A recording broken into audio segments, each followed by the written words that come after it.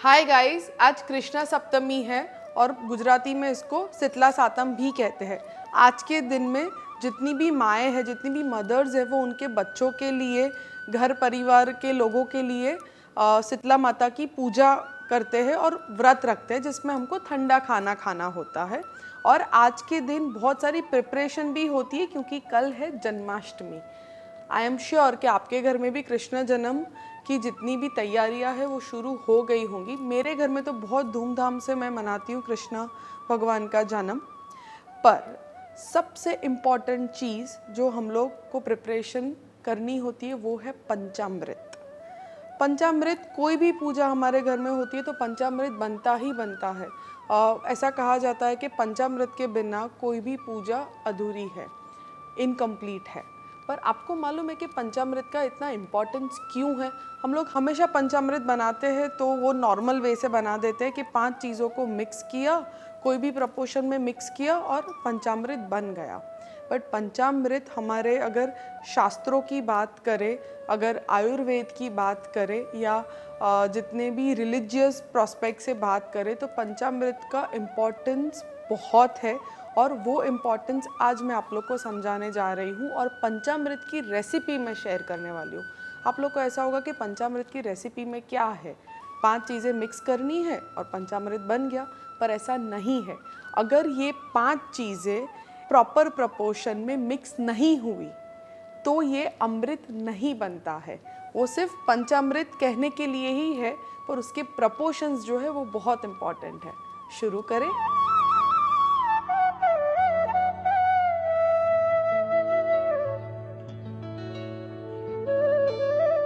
सबसे पहला इंग्रेडिएंट पंचामृत में वो है हनी, यानी कि शहद।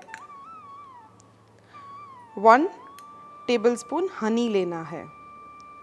हनी के लिए आयुर्वेद में ऐसा कहा गया है कि ये है सिंबल ऑफ यूनिटी।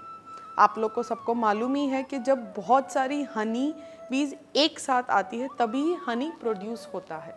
ठीक है, तो ये चीज़ हमको सिखाती है कि कोई भी कार्य करना है, अगर आपको सफलता चाहिए, सक्सेस चाहिए, तो लोगों को साथ में लेके चलो, यूनिटी रखो और यूनिटी से ही आप आगे बढ़ पाओगे।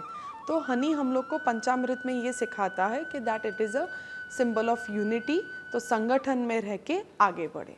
अभी हम लेंगे दही, और पंचामृत में हमेशा गाय का दही यूज़ होता है। 2 चम्मच दही लेना है। दही के लिए ऐसा कहा गया है कि this is symbol of prosperity and better living. इसका रीज़न ऐसा है कि दही जो है उसको सात्विक माना जाता है आयुर्वेदा के हिसाब से। वैसे तो दही है फर्मेंटेड फूड, ठीक है, पर आप बाकी कोई फर्मेंटेड फूड की अगर बात करें और उसमें दही की बात करें तो आयुर्वेदा के हिसाब से सिर्फ दही ही एक ऐसा फर्मेंटेड फूड है जो सात्विक है, जो प्रोबायोटिक आप बोल सकते हो, आपके बॉडी में वो एज अ प्रोबायोटिक यूज़ होता है। आपके बेटर डाइजेशन के लिए भी दही हेल्प करता है। और ऐसा कहा जाता है कि कहीं पे भी अगर आप बाहर जा रहे हैं जहाँ पे आपको बहुत सारी अलग अलग चीज़ें ट्राई करनी होती है और आपको आपके बॉडी को अगर प्रोटेक्ट करना है तो पहले आप प्रोबायोटिक ले लो। प्रोबायोटिक मतलब आप 2 से 3 चम्मच दही खा लो, उसके बाद आप कोई भी डिफरेंट चीज़ें अगर ट्राई भी करोगे तो वो प्रोबायोटिक जो है वो आपके बॉडी को, आपके बॉडी की जो डाइजेस्टिव सिस्टम है उसको प्रोटेक्ट करेगा। और दूसरी बात, जब भी हम घर से कोई भी अच्छा काम करने के लिए बाहर निकलते हैं तो हमारी माँ हमको क्या खिलाती है? दही और शक्कर, क्योंकि दही जो है वो सात्विक माना जाता है and it is a symbol of prosperity. ठीक है, तो उसका रीज़न ऐसा है कि बाहर जा रहे हो अच्छे कार्य करने के लिए तो उसमें आपको सफलता मिलेगी। So this is the reason दही को बोला गया है symbol of prosperity and better living. इसलिए पंचामृत में इसका बहुत ही इम्पोर्टेंस है। मैं 2 चम्मच दही डाल रही हूँ।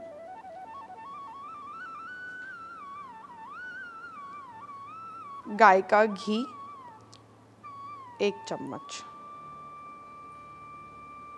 गाय के घी के लिए ऐसा कहा गया है कि it is a symbol of knowledge. Symbol of knowledge इसलिए, आप याद करो कि आपके घर में कोई भी छोटा बेबी अगर बॉर्न हुआ है तो मम्मियाँ क्या करती है, घी को उनके सर पे एवरीडे घी से मसाज होता है। उसके साथ बहुत बार ऐसा होता है कि जब हमको बहुत थकान लगती है तो हमारी मॉम क्या करती है, हमको पाँव में हमारे जो फुट होते हैं उस पर घी को रब किया जाता है, और जिससे जितनी भी बॉडी की गर्मी है वो निकल जाती है, आपकी आईज़ को बहुत ठंडक मिलती है और आपका माइंड जो है वो फ्रेश हो जाता है।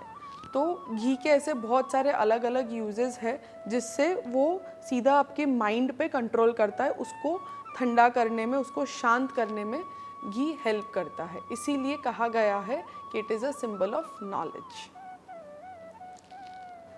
अभी हम डालेंगे 1 चम्मच रॉक शुगर, यानी कि अगर गुजराती में बात करें तो उसको साकर बोला गया है। रॉक शुगर भी बहुत लोग इसको बोलते हैं, बहुत लोग उसको खड़ी साकर भी बोलते हैं। ठीक है, 1 चम्मच रॉक शुगर डालनी है, यानी कि खड़ी साकर। 1 चम्मच खड़ी साकर। साकर के लिए ऐसा कहा गया है कि it is a symbol of happiness and pure bliss. आपको मालूम है कि खड़ी साकर जो है वो बॉडी में कूलिंग इफ़ेक्ट देती है, और वैसे भी जब भी हम कुछ भी मीठा खाते हैं तो हमको बहुत ही खुशी मिलती है, इसीलिए इसको कहा गया है कि it is a symbol of pure happiness and bliss. अभी हम डालेंगे लास्ट में गाय का दूध। अभी इसके प्रपोर्शंस आपको सिंपल वे से अगर याद रखने हैं तो आप ऐसे याद रख सकते हैं कि जितना भी मिल्क है उससे आधी क्वांटिटी में दही लेना है, और दही की आधी क्वांटिटी में आपको हनी, घी और शक्कर यानी कि रॉक शुगर लेनी है। ठीक है, तो मैंने हनी, घी और शक्कर जो है वो 1-1 चम्मच ली है, दही मैंने 2 चम्मच लिया। तो अभी मिल्क आप कैलकुलेट कर ही सकते हो, 4 चम्मच मिल्क लेना है। मिल्क के लिए कहा गया है कि it is a symbol of purity. आपको सबको मालूम है कि milk is a wholesome food, complete meal बोल सकते हैं। आप कोई भी सिचुएशन में अगर मिल्क ले लेते हो, इवन फराल है, कोई भी उपवास है, कोई भी व्रत है, तो कहीं पे भी मिल्क आप ले सकते हो खाने में। ठीक है, और उसमें भी गाय का मिल्क की अगर बात आती है तो गाय, आपको सबको मालूम है कि हमारे इंडियन रिलीजन की बात करें या हिंदू रिलीजन की बात करें तो गाय को माता कहा गया है, और गाय के अंदर बहुत सारे मतलब करोड़ में देवी और देवता का वास है, ऐसा बोला गया है, और गाय की पूजा होती है। तो इट इज़ ऑब्वियस कि अगर गाय का दूध है तो it is a symbol of purity. ये सबको बहुत अच्छे से मिक्स कर लेना है। और सबसे इम्पॉर्टेंट, जब भी आप पंचामृत बनाते हो, अभी मैंने जो साकर ली है वो होल साकर ली है।